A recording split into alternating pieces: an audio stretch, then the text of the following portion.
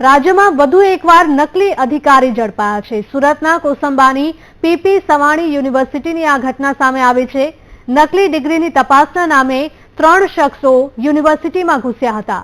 યુનિવર્સિટીમાં આવેલા શખ્સોએ પોતે national anti corruption and atrocity ઓર્ગેનાઇઝેશનમાંથી આવતા હોવાનું કહ્યું હતું। યુનિવર્સિટીમાં નકલી ડિગ્રી બનાવવામાં આવતું હોવાનું કહી તપાસ કરી હતી।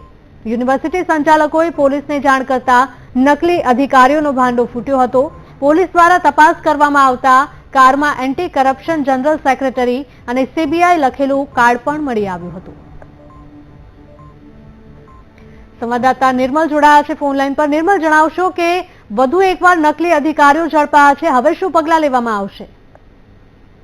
જે પ્રમાણે રાજ્યમાં નકલી અધિકારીઓ પકડાવવાની હારમાળા ચાલી રહી છે તે પ્રમાણે આજે ગત રોજ સુરત જિલ્લાના કોસંબા વિસ્તારમાં ડામરટની સીમમાં પીપી સવાણી યુનિવર્સિટી આવેલી છે। ત્યાં 3 જેટલા યુવાનો પોતે national anti corruption and atrocity ઓર્ગેનાઇઝેશનની ઓળખ આપી અને યુનિવર્સિટીમાં પ્રવેશ કર્યો હતો અને ત્યારબાદ તમે નકલી ડિગ્રી બનાવતા હોવાનો આક્ષેપ કરવામાં આવ્યો હતો।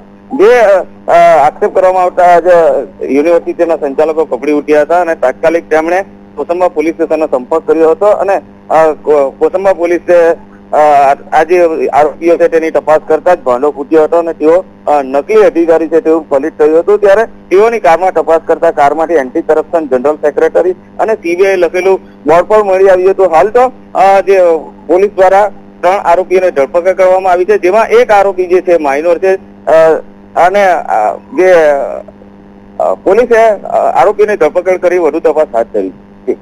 જી બિલકુલ નિર્મલ, તમામ માહિતી બદલ આભાર।